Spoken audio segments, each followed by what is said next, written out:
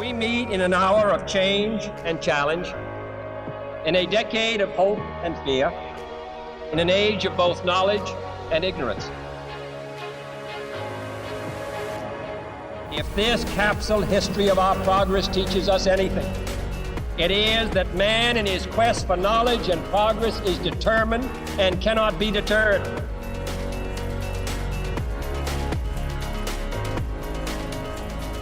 Because that goal will serve to organize and measure the best of our energies and skills. Because that challenge is one that we're willing to accept, one we are unwilling to postpone, and one we intend to win.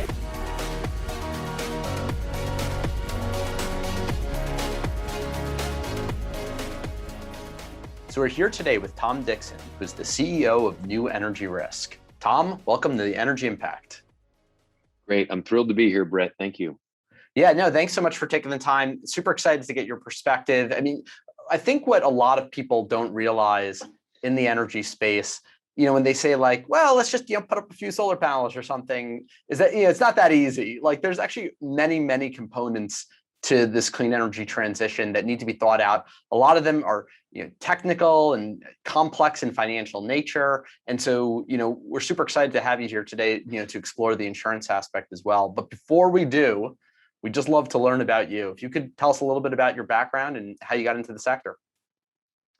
Sure, I'm happy to. So you're right. I spent most of my career in the insurance and reinsurance business, and really at the intersection of insurance and finance, and really trying to explore and develop ways in which insurance can be effectively used to address financial risks and asset ownership over the long term. And I think that, one of the things I found in my career is that insurance can be an incredibly effective tool, even though in many ways the reputation of insurance is this kind of, old school and clunky. And I experienced that as well. But I think that, for the right risk in the right way, it really has a very, very valuable and effective role to play. And we can chat more about it. We have a particular kind of angle on that. And I think that, my journey to New Energy Risk was really to take a lot of what I learned, in my career and apply it specifically to the advancement of new energy technology to address. Obviously, it's a major problem for all of us. It's amazing, and it's just so funny. I was at the start of the drone technology industry, and I remember when we did our first $1 million contract, and they asked us, okay, well, like, what's your insurance policy? And at the time, since it was like a frontier tech space, there literally was nobody that had like a drone insurance policy. And I was literally at risk of this deal collapsing. I was scrambling to call up insurers, having no idea what I was doing. So just to know that some people are out there now thinking about addressing this need for the energy technology space is just like, I can't tell you what a relief that is. But before we get into your business model and the nuances of it, why insurance? Like, what interested you about insurance, like at the start of your career? So that's a good question. I got involved in insurance initially on the political risk insurance side, and that was really, I would say, grew out of my kind of academic interest. I studied international politics and economics, and that was sort of an intersection there.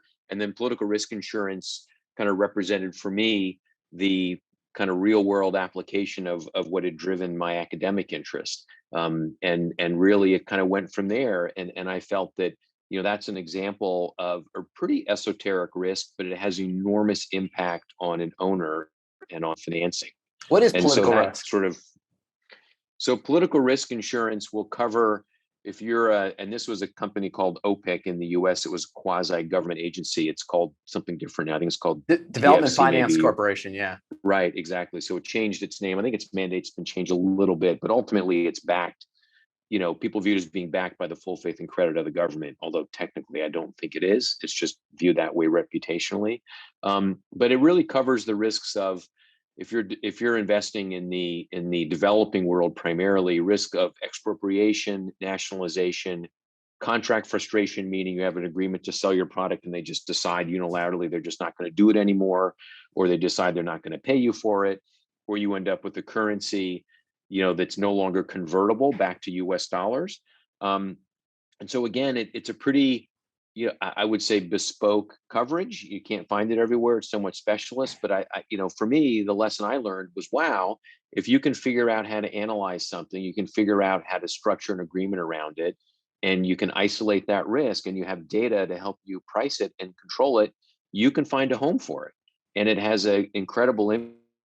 Can be handled in a way via insurance, then that changes their business decision making, and it enhances their ability to scale their business, grow their business, and go to new markets. And so that was a lesson I learned early on in my career, if you will.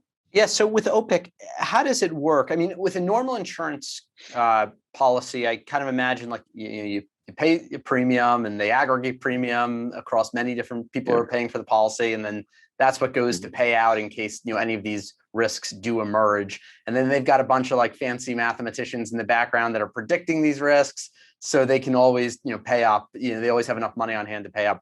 With the OPIC, did they also collect premiums and fees from the people who wanted to get involved in these projects, or was this just like the U.S. government wanted to encourage business, so they're like, we got it covered?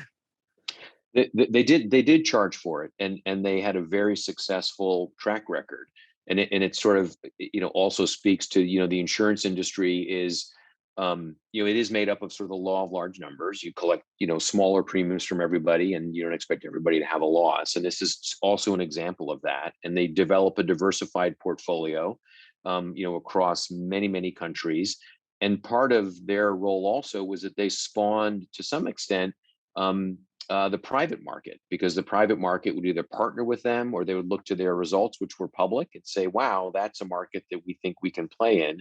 And now, as you may know, there's a version of OPIC at the World Bank. Many large insurance companies have groups that do it. Frankly, many of them are alums from OPIC and other places. And so it did have kind of a catalytic effect in the market, which I think was hoped for, but you never really know until you do it. So, okay, so you cut your teeth there, and then, I mean, you've just been like pioneering your own institution since. I mean, is that the arc of your career? After a couple of years of getting some experience, you're just like, I'm going to lead these companies all on my own? Well, I wish I had that foresight when I was, in my 20s.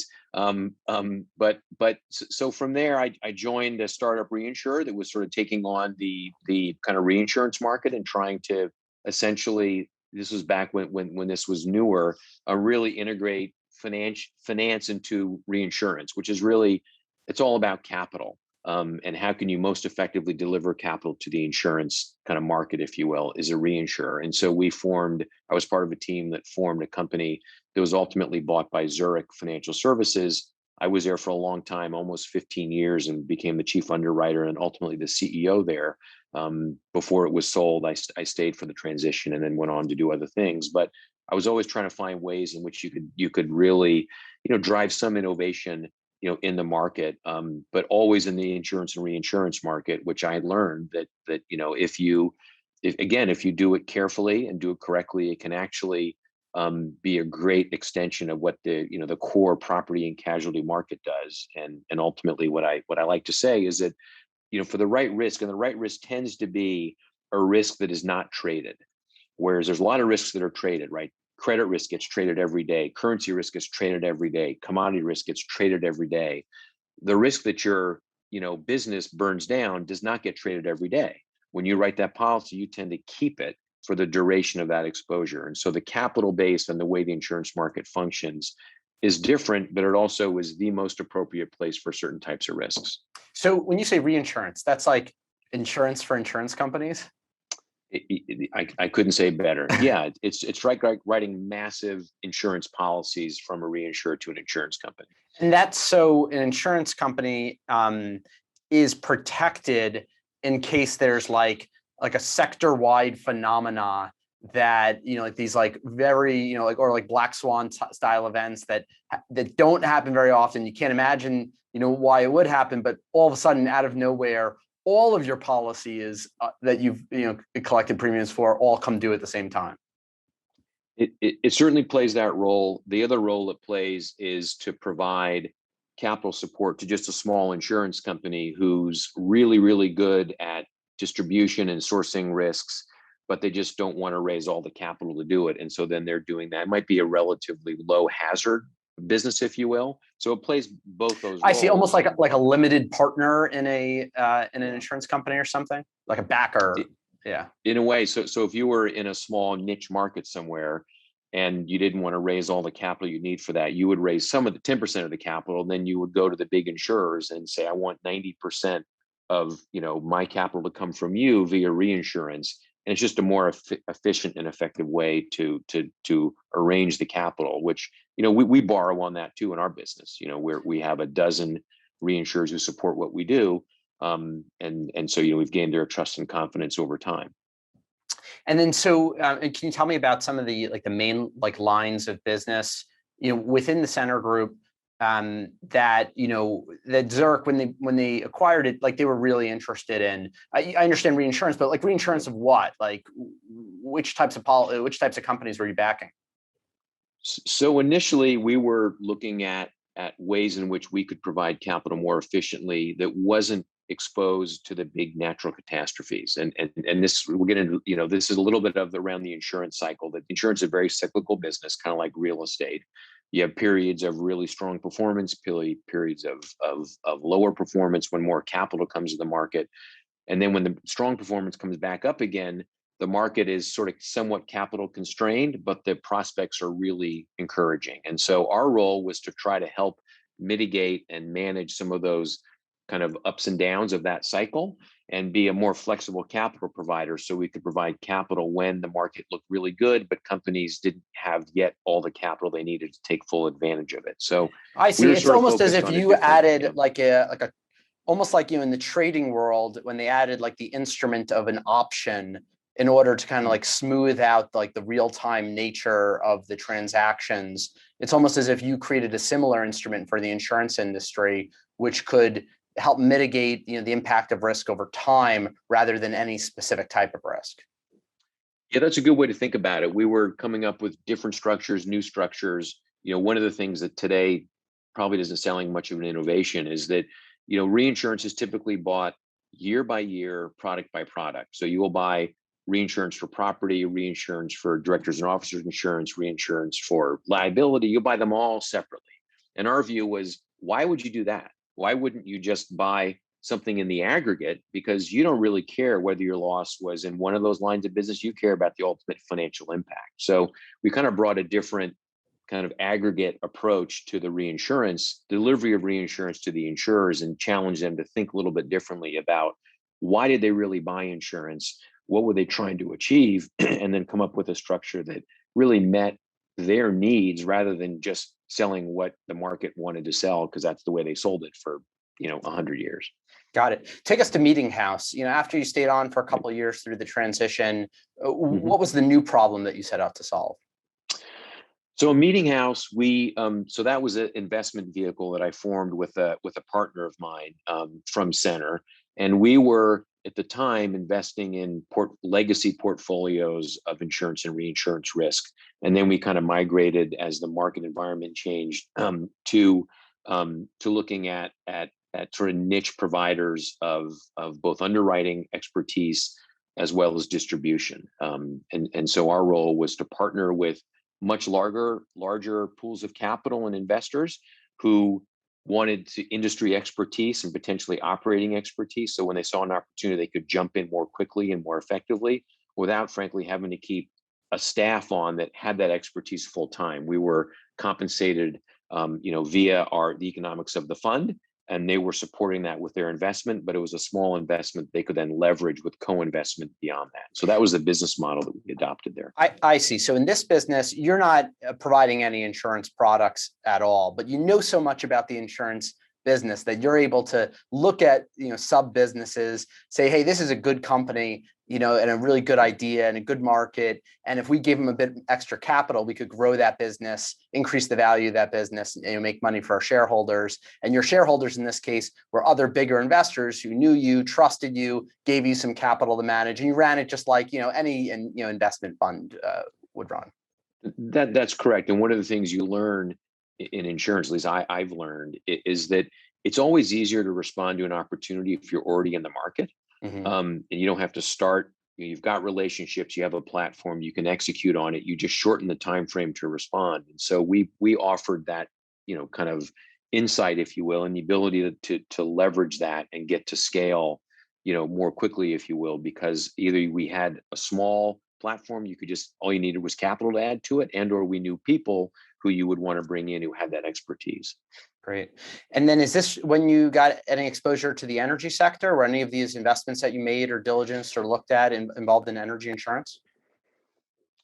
So, very limited. We actually were quite active in the energy market at Center. That was a big part of our I see. of our business, because many energy companies are enormous risk takers in many different ways. As you know, they're Yeah. taking a huge risk in their own exploration and development, but they're Yeah. also big risk takers of their own exposure. They have massive captives. They take enormous retentions on their risk, partly because they know it better than anybody. And And what many, does captives yeah. and retention mean? Can you spell out those terms for our audience? Sure. So a captive insurance company is an insurance company that companies set up so that they can insure their own risk. Self-insurance of sorts. Self-insure. It's just a vehicle to do that has a lot of efficiencies. It also allows them to aggregate risk across their company. And then they go to the reinsurance market, where all the big pools of capital. So that's what they use that for. I And see. it's So just a different way of something like a retaining. utility that manages, let's say, transmission corridors or something that are just hugely expensive, have some sort of risk. Trees fall down, lightning strikes, wildfires, all that type of Yeah. stuff. But because they've got such intimate knowledge, and because the capital is so high, and because they've got a big balance sheet anyway, Right. they decide, listen, we can't take this product out to market. We'll get ripped off, or nobody's going to understand it or price it, perfectly. But like, we still have to insure it. So let's build Right. up our own little organization in house. We'll give it a subsidiary name, give it its own little balance sheet, operating budget, and just kind of make sure that we've kind of taken care of the risk, but it's still all Mhm. under our umbrella. Yeah, and they also want to manage a claim. If an event happens, they're the best ones to go out and fix it, rather than outsource that to Right. another insurance company. So there's a lot of features that make a lot of sense for their own business. Got it. Okay, so you got exposure through that. So why, Mhm. why a few years ago, did you decide Mhm. like this was the topic, this was the sector that you wanted to, really get involved in at this point? Well, a business partner of mine who was the founder of New Energy Risk, who I'd known for a long time. He was an engineer by background. He was the guy's name. He's Tom Hutton. He was a founding CEO of RMS, that was one of the premier property cat Biomass. analytics companies. And I met him then because my former company was an investor in RMS, and Yeah, he another was Stanford founder, the founder of right. RMS. Exactly. Yeah. Exactly. You're exactly right. And so, we'd kept our relationship over the years. I moved back to the Bay Area, and he was noodling on this idea, having come off the board of XL Insurance that I knew well. And we were sort of debating the idea, could we find a way to take his understanding of data and engineering, my background in underwriting and structuring insurance, and apply it to what we both considered to be one of the biggest pressing challenges we could think of, and that was climate change. Yeah. And the energy transition, new energy technology emerging. And our view was, the critical thing we thought we could address was the concern about performance of the new technology. Would customers integrate it? Would people want to buy it and own it, make it part of their operations? Could you secure cost-effective long-term debt associated with the potential cash flow? All of that boiled down to, would it work? And Yeah. would it work over a long enough period of time at the right cost? And we said, aha, if we can figure out a way to help mitigate and transfer that risk. And what we thought was, the insurance market's the right place to send that. If we can isolate it and get data to do it, that would be a breakthrough. And how come? Yeah, I guess I'm wondering how it makes sense economically. Why doesn't the Because if the company that like has this new technology has some sort of performance risk associated with it, and now they've got to pay the premiums, how come the debt or equity providers don't take just don't take that money themselves, rather than have it go to an insurance company? Sure. And I only ask that because the infrastructure, like investors on both the debt and equity side that I know they know the business, like they know the energy business. And they hire engineering firms to help diligence the deals. So what is the new expertise that you guys bring that's able to kind of I guess make it worth the fees? It's a great question. It's a question we challenged ourselves with too, because we wanted to validate what was our value proposition, right? You can have a lot of conversations, but ultimately, can you build a business around this? And what we found was that you're right. There are great engineering firms out there. And frankly, we partner with them on most of what we do. We have our own internal engineering as well. So they're really good, no doubt about it. And then the owners, the equity investors, they're prepared to take the risk because they believe in the business and they believe in the technology. Where the rub comes in is that when they're selling their technology to a customer and they're saying you should integrate this into your operations and rely on it to produce energy in whatever form this is, they're like, great, I'd love to do it, but what if it doesn't work? And the owner says, no problem. Here's my warranty. I'll fix it. And they say, great, I love that. Tell me a little bit about yourself. Well, I'm kind of new. I'm venture backed. I'm P backed.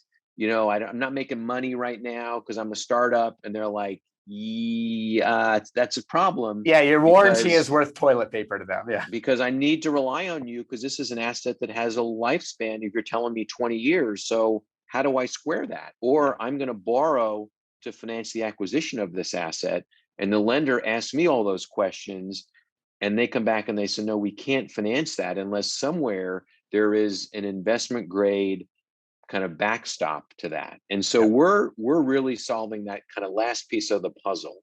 It isn't a question that you can't understand the risk, you can't underwrite. The question is who has a mandate to take that risk? The lenders typically don't. They won't take technology risk. It's outside their mandate. The customer, it's outside of his or her mandate as well. And so it kind of becomes a hot potato and is a real obstacle to the growth and achieving scale for what really is a worthy technology. And so that's what we're trying to fix. Yeah, it's amazing. I kind of led you into that, but I see huge value in it just because, as someone who has been part of the sales process, you only want to have to convince your customer of so many things, right? Like to convince your customer to buy the product is hard enough, but then to also convince them that you've sufficiently mitigated their risk. If you try to do both of those things at the same time, it might kill the deal just because it's like, I don't really have to do this. It's a new technology. Do we really have to get involved? And they won't say no, it'll just drag on. And then eventually they'll stop taking your emails. But instead, if you come with a policy ready to go, they, from a grade A, insurer, they can then actually sleep at night, actually have peace of mind about, the performance risk. And then the only question that they have to focus on is, do I want this asset? Right. You're right. You're exactly right. You don't want to have to answer too many things and have a distraction where you're trying to explain why your technology is better, how well it's going to perform, how the impact it'll have on their operations. And you have to keep circling back to, I get that. But you're like, okay, I don't want to keep, circling back to that. And so we can provide a crisp answer to that and take it off the table right at the outset. And then it's all about how great the technology is and what's going to happen. In practice, is it really like that comforting, let's say, to a debt provider who normally would not touch a new technology? Can you really give them a policy and make them forget that it's a new technology? Let's say it's like, okay, a new type of solar panel, let's say they're used to doing the silicon stuff. You buy it from these guys, it's worked 100 times before, no technology risk. And now someone comes, with this like weird film that has a new material, and new chemistry, and hell, listen, it's going to make electricity twice as inexpensively, but there are zero examples of this thing running for more than a year on a laboratory bench prototype. are they actually willing to is a debt provider actually willing to overlook that risk if you give them a good enough insurance policy? Well, so the short answer is yes. I mean, in our experience, and we've supported $2 billion of investment in these technologies. So absolutely. And part of the reason is that we spend a lot of time making sure that the insurance policy actually addresses the risk they're worried about. So rather than say, oh, you must need this kind of policy, we have that conversation with them. And so we actually structure the policy such that it guarantees the right level of performance, that if it's not met and we're filling in the gap, that enables the owner to cover operating expenses and service debt, if you will, or just stands behind the warranty, which has the knock-on effect of that. So we spend a lot of time to make sure that there's not a gap. I see. There's no so what you're doing there. is, you're looking at the technology and you're looking at the concerns of the customer or the debt provider, and their concern actually might not be that the thing just doesn't work. Their just concern might be that it breaks down every 3 years for 6 months. And so then you're able to structure a policy saying, well, okay, well, how much does that really cost you, in terms of your business? And what are the ways that we can accelerate the maintenance to get it back on track if necessary? And how much money is required for that? And you're getting real nuanced with the type of risk. Is that essentially what you do? Yeah, we do.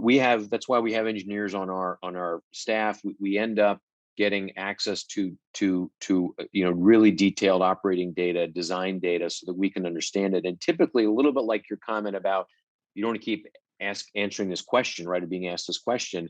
For the lenders, the easiest thing for us to give them to support our customers, they say, give me a policy that covers 100% of my exposure. I know that the only time that ever happens is if this thing is a dud from day one, which will not happen.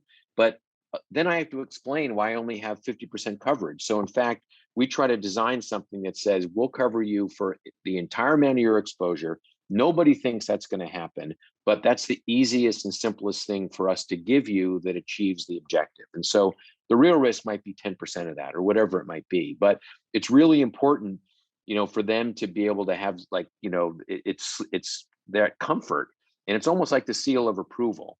And so just to get back to one of your other questions, Brett, so you're right, engineers are out there, financiers are out there. What we have done is really built a system where all under one roof, we go from engineering data to understanding the application of the customer, to understanding how they may be financing it or how they're relying on the warranty, to then creating an insurance policy that runs through all that. And that's what really is unique. It's all that under one roof, carefully selected team to kind of go through that process. Each of those processes exists somewhere else out there, but not under one roof, driving towards that one ultimate objective. And this might be a silly question, but do you guys cover like liability exposure up to like really high amounts in case like let's say it's like a new type of wind turbine and the thing ends up creating a fire, forest fire or field fire, and that's like $1 billion in exposure. Can you guys protect someone to $1 billion? So we tend to isolate the performance risk. So we tend not to cover the conventional property and liability that is typically insured elsewhere, sometimes by our insurance partners. So we can help place that with an understanding of what the technology is. But our core is the performance insurance. But we understand that's one part of the broader insurance kind of need, if you will. And so we can facilitate that, but that's not kind of embedded in our business. I see. So just to be clear, you guys focus on performance of the asset. Right. Great. Okay. I mean, that's perfect. And that's good to know, especially with these newer technologies where that's the big concern. Yeah. And there's offshoots to that, right? We're also rolling out a suite of products to protect lenders that include, business interruption and even cyber in some cases. But to your your examples you're using are sort of wind and solar, for example. We do very little in those markets. So that's where we started. We're focused now on, I would say, more frontier technologies. Yeah, let's talk about it. What kind of technologies do you guys, and sorry, another quick question. Do people come to you, or do you typically like look out across the frontier tech space and hand out business cards? Like, how does the business connection happen? So we do all the above. We love talking to entrepreneurs, and innovators and their investors and backers. So that's a fun part of what we do. So we do kind of in our kind of ecosystem, we develop a network that includes, early stage investors and technology developers. We also work through the insurance brokers who are out there. Typically that's for more established, firms and technologies. We work with lenders and then larger investors, as well as some of the larger, construction firms, EPCs out there. So we need to touch all of those parties because we really have to understand how they all view this and what are they worried about and concerned about. And so all of them are potential customers, deal referral sources. It's important for us to really, be part of that network. Part of that network, yeah. Okay, now to the fun stuff. What type of technologies do you guys play with? Right. So I would say we kind of cut our teeth in the fuel cell market, which has now become more mainstream. But a decade ago, it was not, even though it's a technology that has been around for a long time. But a lot of what we do is we're working with technologies that are being used for different applications at different scale. And so there's just not familiarity with them in the customer market or the financing market. So that's an exciting area for us, a very kind of fruitful area for us. Those assets also operate for a long time. And so you have to be able to support that for a long time. Give us an example. Yep. So one of our biggest customers there is Bloom Energy. That is a Silicon Valley based company. They're now public, and they provide fuel cells across a wide range of industrial clients, if you will, from energy providers to big box retail stores to hospitals. It's all distributed energy. That runs on natural gas or hydrogen now or biogas. It's resilient. It's low cost. It doesn't go through the conventional transmission distribution lines of the grid, so it survives events that the grid doesn't survive, so to speak, and it's not exposed to the cost increases from maintenance of that infrastructure, if you will. And so they've been a long-standing client of ours, both domestically and internationally. So that's been a really exciting evolution as their technology has improved and new applications have rolled out. And so we play the conventional role that I described, which is to give comfort to their customers and to the lenders who are helping finance the ownership and operation, of those assets. And now Bloom's been around for a while, and I think I remember when they did a deal with Walmart or something. Like they've had some like big customers, and they have like machines that have been out there for a long time. So I can see how it's actually pretty easy probably at this point to predict the performance risk of these devices, though maybe not so much when they like change the chemistry a little bit or come out with a new generation, but at least you've got some data. Like, how do you do it when you have like zero data on like it's a new company, they're doing their first installation? How do you guys price that risk? Yeah, so it's a great question. And when we first started with Bloom, 10 years ago, almost 10 years ago, they were a different company than they were now. I mean, incredibly knowledgeable and expert, but we end up having to extrapolate usually on two kind of axes, if you will, Brett. One is over time. So we may have pilot test data that is a year, 18 months, 2 years, and we're being asked to support something for 5 years or 10 years or even longer. And so that's a real challenge. And so we have to dig into the details of the design, the engineering, what drives degradation. Can you really extrapolate that? And so we have to be careful about that and conservative, but we have to provide a product that has value. So often someone would say, well, I really need you to go out 10 years and I have 18 years of data. We're like, yeah, that's going to be too much. We could give you 5 now and let's work on that. That's the best we can do. And we'll work together to get that to 10. And so, there's a lot of that, iteration, if you will, with our clients, because it's not without risk for sure. Yeah. And so we're trying to find that right balance between, what we can provide that has value, but not taking a crazy risk, if you will. And what about like other than fuel cells, which I Sure. think are pretty well known and well understood at this point? Of course, there's always innovation, and yes, 10 years ago, the brand new. What are some of the things that are coming around the last 2 or 3 years that whet your appetite? So there are a handful of segments. The area that we've spent a lot of time in, and we've spent a fair bit of time in all these. We actually have a track record in the biogas, the biofuel space, which is really a waste conversion or a kind of a waste chemical conversion process, which is it's either gasification or pyrolysis, and you're taking anything from household waste to agricultural waste and converting it into some form of low carbon fuel. It could be natural gas that you refine to put in the pipeline. It could end up being a transportation fuel, where some of the other technologies just don't work as well. And for example, we support a company called Fulcrum Bioenergy that converts municipal solid waste, household garbage, into synthetic crude that gets refined to be aviation fuel. So if you think about that whole food chain, right? No pun intended. You end up with, in the aviation market, it's hard to get the aviation market not to use a hydrocarbon fuel. You can't put a bunch of batteries on a plane and have it fly from here to Hong Kong, right? Yeah, that's going to end badly. So they need to use fuel, at least right now, for long haul flights. And so that has to be low carbon fuel. And so you're taking something that would otherwise emit carbon as it decomposed and capturing that and then creating a low carbon fuel. So that's a big part of what we do in that space. It's a very diverse space, as you may know, in terms of what's the waste that's being used as feedstock and what are the outputs. So we're very experienced in that market. We know a lot of the vendors, a lot of the investors, a lot of the processes, but it's a new application for technologies and processes that have been around for a long time. It's just they haven't been used historically to take household waste and make aviation fuel, right? That's new. And so what are the risks associated with each new type of biofuel plant as they switch from their input source?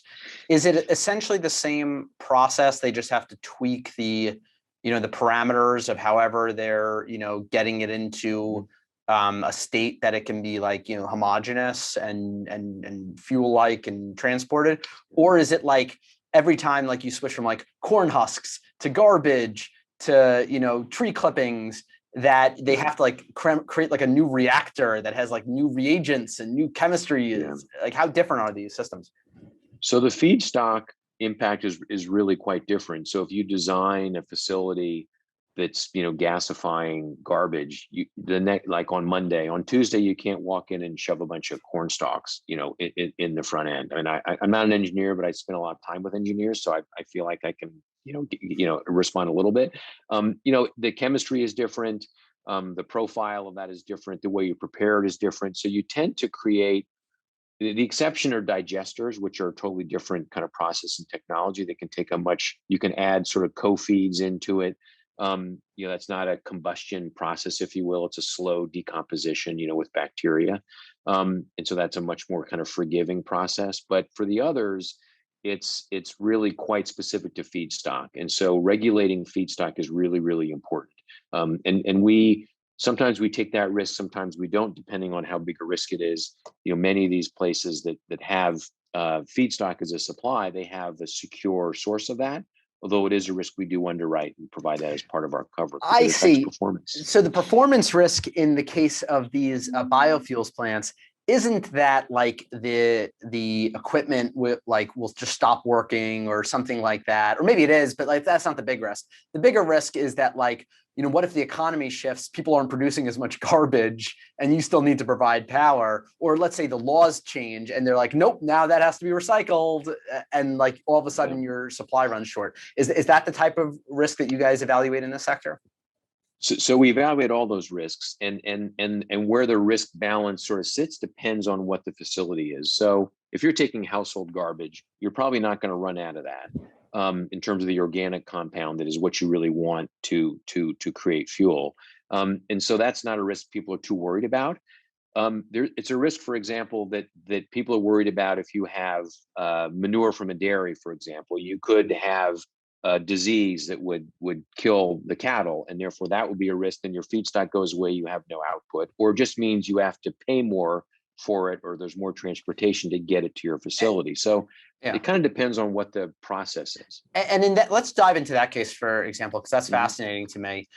Did the people who want the policy, do they say, hey, protect us against this type of thing that may impact the supply, such as a disease? Or do they say, protect us against everything, We don't care what happens. And then you and your team have to like get on a whiteboard and brainstorm like, okay, this might happen to the cattle, or this might happen, or political risk, or social risk, or legal risk, and then come up with like different statistics for each, and then aggregate that and then put in a lumped policy. So a little bit of both. We often are asked, can you just cover me no matter what? Yeah. And unfortunately, the answer to that is usually no.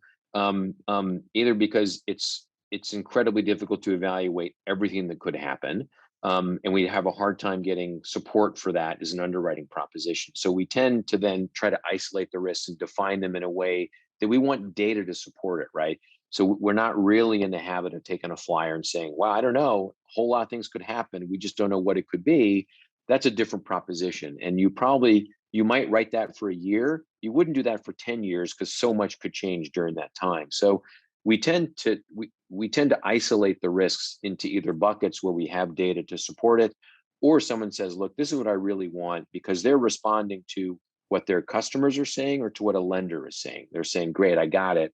I'm not worried there's no more garbage. I'm not worried you can't sell your output or the price is going to drop too much. I'm really worried about, if I shove all this stuff in one end, am I going to get what I want at the back end at some efficiency conversion rate, if you will? And so there is a risk that it flat out doesn't work, or that it's poorly designed, or the materials choices were wrong, or you thought the shredder worked this way and it keeps breaking down every 6 hours and you can't keep it operate. I mean, there's a lot of components of risk there. And so we're really digging into each of those and saying, how do they really impact output and performance, and therefore what's insurable? So we spend a lot of time on that. And how much of that do you guys do in-house versus subcontract to engineering partners? Like, what is that relationship like, and what's the division of responsibilities?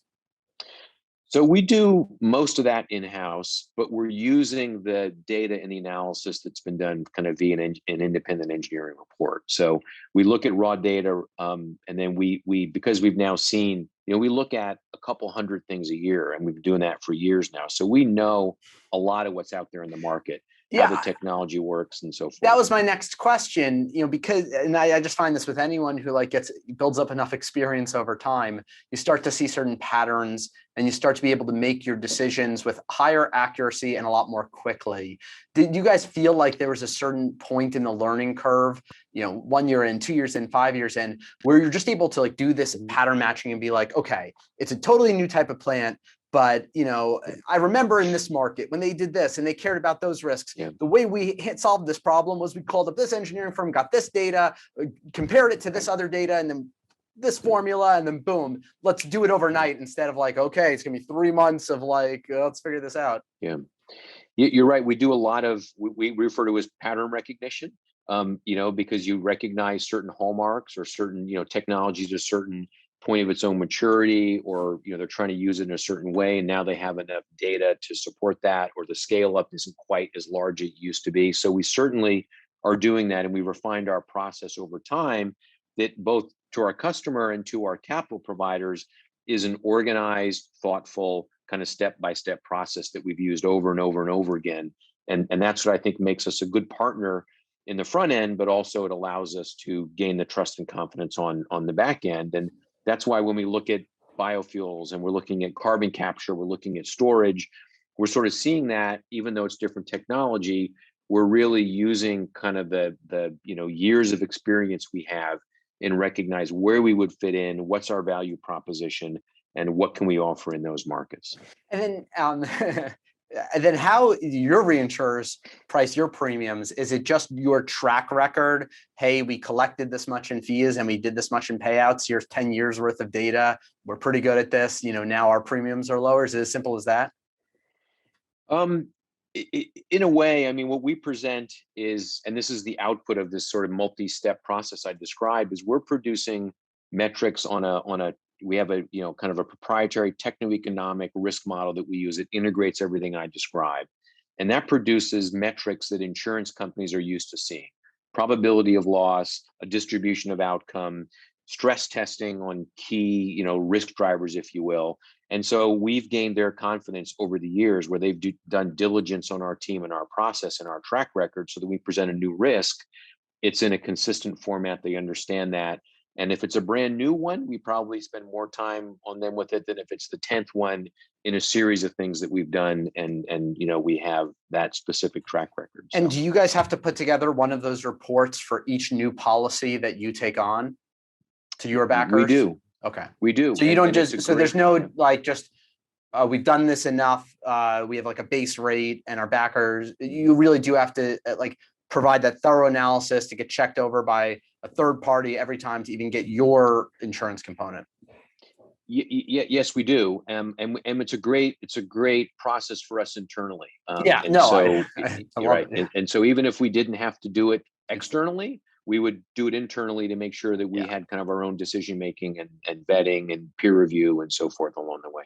Yeah, that makes sense. Yeah, I was just thinking like, and because like my knowledge of insurance is just very basic. So I'm thinking like, well, what if like a home insurance company, every time that, they wanted to get their reinsurance policy, they had to like take every homeowner and be like, well, here's what the roof looks like, here's what this, and then bring that to their reinsurer. That would be crazy. But you guys are doing way less deals than that. And you have to do that anyway for your own internal processes. Yeah. And the transactions tend to be large. So it's a, different frequency and pattern, if you will. And, and so that's just part of the process. It is true that if we're working with a technology vendor over and over again, the sixth one is different. It's sort of like when you saw the last one, here's what's different about this one. And so it does become a smoother, more rapid process of that. And can we talk numbers? Obviously, don't give away anything proprietary, but I am curious, just kind of like, rough orders of magnitude. Mm-hmm. If it's an energy producing asset that produces, let's say, $10 million in power a year, what would the like approximate performance risk be? What would the premiums be? And I understand that it could vary wildly between different technologies and readiness level, but just kind of like just general, like what types of figures are we talking about here? So maybe a good way to frame this is that we tend to support kind of limit, if you will, or size of insurance, if you will, relative to the value of the asset. So relative to, the purchase price. If you're a technology vendor, you're selling your asset, it costs X, or you're putting together a project, you're looking at, recourse financing, we're covering the debt portion of that.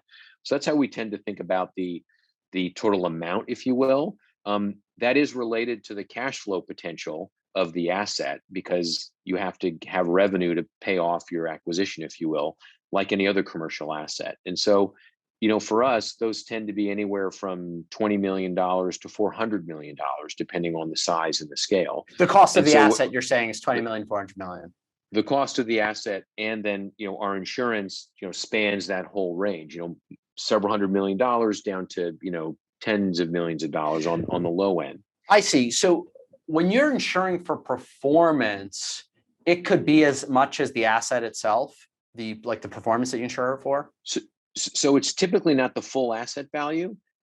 It's typically some portion of it. So if you're buying a piece of equipment, your investment isn't just a piece of equipment. It's all the other stuff you need to make it work and put it in place and so forth. So, and then the equipment vendor is only warranting its part of that.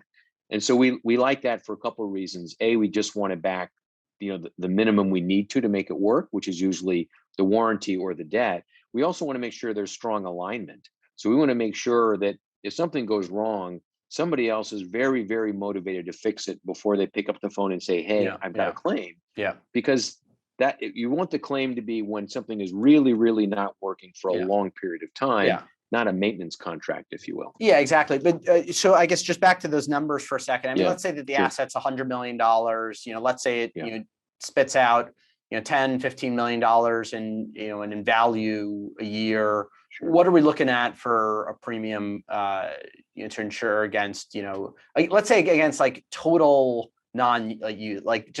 Sure. The owner just gives up on it. It's like, it's been out of, commission for 6 months and they just can't fix it. What does that policy look like? So the way we think about kind of the compensation, if we're taking that risk, is really, and we do this very transparently with everybody involved. We say, well, let's look at the before and after picture. So we want to understand how you value the insurance. We know how we think, it should be valued, but let's look at what impact this has on your cost of financing or your growth rate or whatever it might be. And so we typically say, let's let's see if we can't share in that value. So it has to be better with the insurance and without the insurance, else you won't buy it. And we don't want to sell you something that we have to keep convincing you over and over again, and you're just grudgingly paying for it. It's got to have an impact that you really want to have. And so typically that means that we're saving, we have to save several hundred basis points for to make it worthwhile for them a year on their financing costs or their growth rate. Otherwise, it's just not worth it. And so we And what tend if to it's then not share. that, well, yeah, what if it's not that simple? What if it's not just about saving, 3% IRR? What if it's like they will not do the deal unless this insurance happens? They Right. think there's a big risk that like this thing Yep. is going to break down because it really is a brand new fuel cell, new chemistry, Right. and they just Mhm. want that kind of protection. What Right. does that look like? So there's always next best, right? So if that were the case, and they said there's absolutely no way I'm going to do this unless in the bank I have $50 million that I can go grab if it doesn't work, right? There's always an alternative. And so we say, let's think about what that alternative is, as crazy as it might be. And let's agree on what that is. And then we'll say, how much better is this than that? And if the answer is, well, we could save you, $10 million. I'm totally making the numbers up. We would say, well, let's share in that $10 million because you're way better off with this. And so over time, we would look to be compensated as a share of that. We can't take risk that it does or doesn't materialize because we have people who took the risk. So you'll have to pay a premium reflecting some part of that value. And so that's the conversation we have. And to date, once you work through that, we come to a landing where they say, yeah, I get it. This actually is better. And it's an appropriate reward for the risk taker. And that's sort of how we approach it. So it's not let me look at your price list and kind of go down the thing and see, okay, this, if I want 10, this is 2 or whatever it might be. It's a more interactive process. Got it. And how do you guys think about deal size? Is like the bigger the better, and you've got some sort of minimum at like, listen, this has to be in like the $10 million range asset value to even like make it worth our while? Right. Yeah, I mean, so it certainly is scalable for us. We like to do bigger things. On the one hand, we also, if it's our very first thing, and we may not want that to be the biggest thing we've ever done, if it's a brand new technology, because it is risky and we don't want to expose our partners. The first one you may say, let's do a smaller one, get our feet wet, and then ramp up from there. Yeah. So it kind of depends, on the market. In the biofuel market, we feel very strongly we have a good understanding of that. Same is true in fuel cells and storage. Carbon capture, as is on the horizon in terms of actual investment in that market, which we're super excited about. But those projects are big by design. They have to be. And so it kind of depends on what the technology is, and is it modular? Is it a full scale up? What are the risks we're taking? And ultimately, there is a minimum, which is just you want it to be big enough for everyone to care enough about it. And so, on the downside, it's probably, I'm not downside, on the lower end, we're looking at capital investment that probably needs to be in the 10 or $20 million. Doesn't have to be there on day one, but over time, they hope to build to that level in order for it to make sense for everybody to roll up their sleeves and work on it. Yep. Yeah, that makes a lot of sense. What are some things that you've stepped away from that are just like a little too out there, like in terms of like new energy technologies that have been brought to you? That's a really good question. I would say things that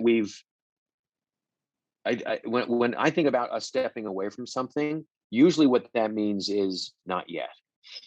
It means I like that we attitude. I think this is promising, but it's too early. We'd like to see more testing, more data. And there's a lot of technology, for example, on the storage side that is new. Long duration storage, for example, that is new. We've actually underwritten it and it's emerging, and they're now been operating it. So they're they're getting thousands of hours of performance, but those are long asset lives. And so that's one where many times you've said, not just yet, but let's check in 6 months, 12 months down the road. And so we have a good handle on that now because we started that 3 years ago. And there's a lot of investment going in there. I would say that was true of carbon capture as well. 2 years ago, we spent time with some of the leading technology providers there.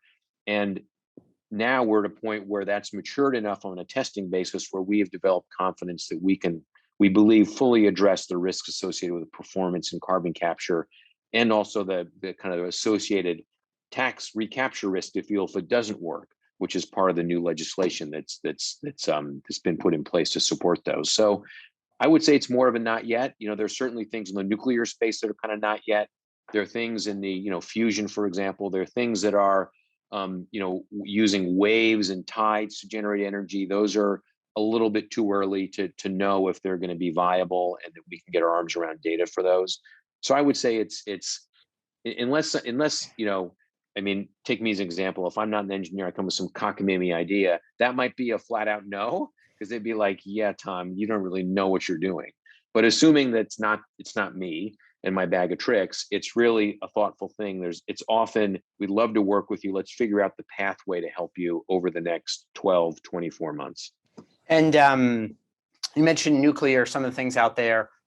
We spend a lot of time looking at the nuclear space, and we also see just like the full range of different, like, hey, I'm going to change everything about the reactor technology, a new fuel that has never been used before, a new set of materials it relies on, all the way to, hey, we're just building a smaller version of what's already existed.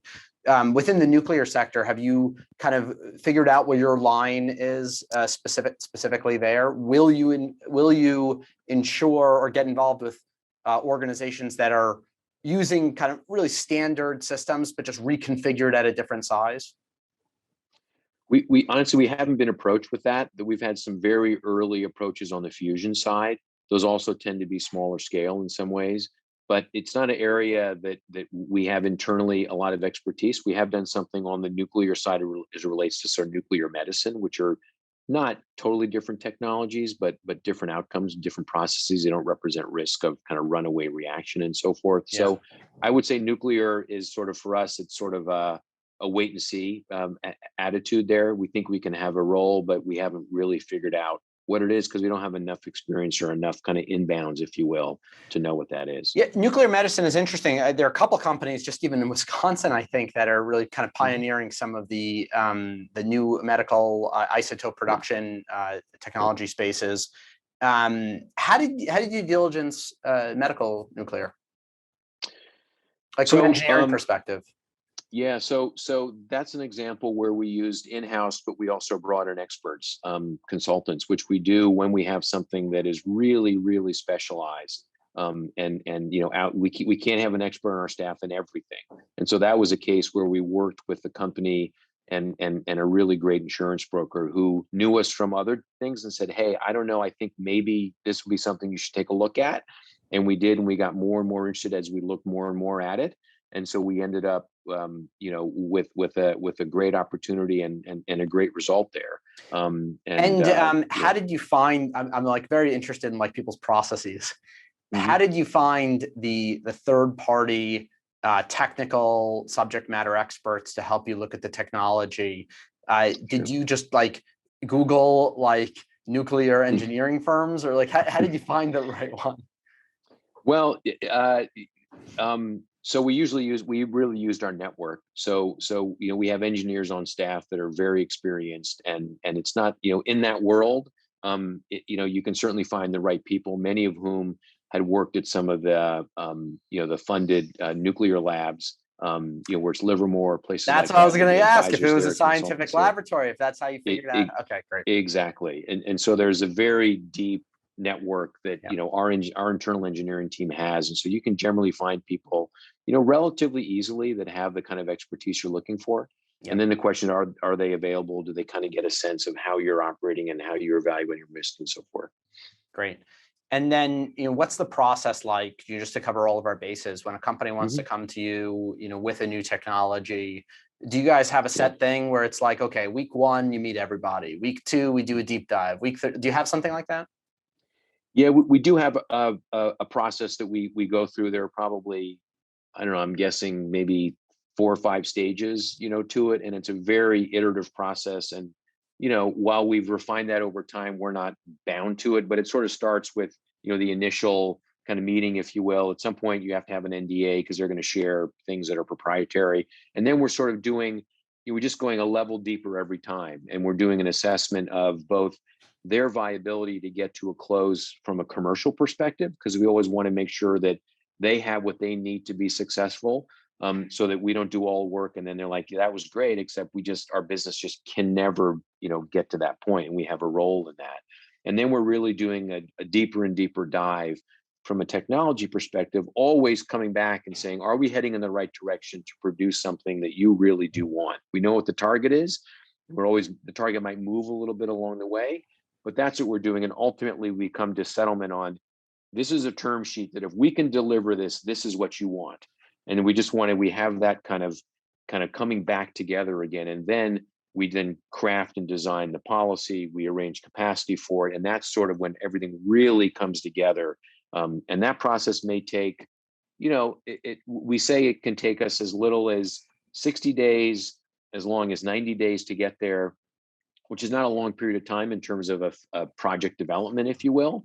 And then the more things we've seen, we can accelerate that. When we have, in the fuel cell market, for example, we're much quicker because we know the technology, we have a track record in it.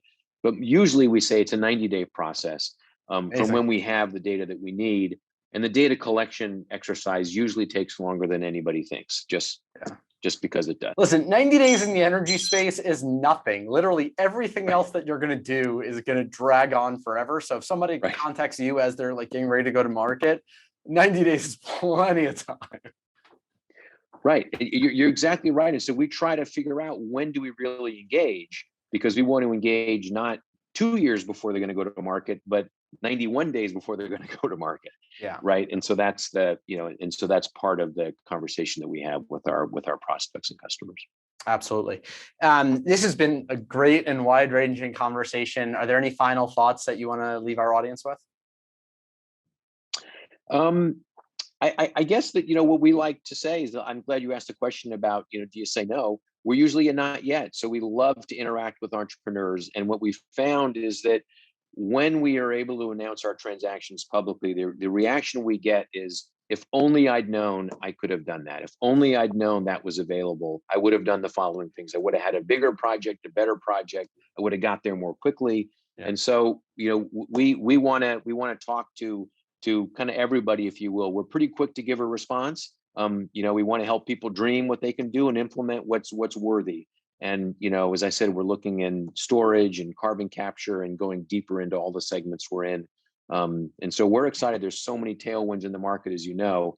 It's just an exciting time to do this. And we're hoping that we can have a major impact, on the energy transition with our clients.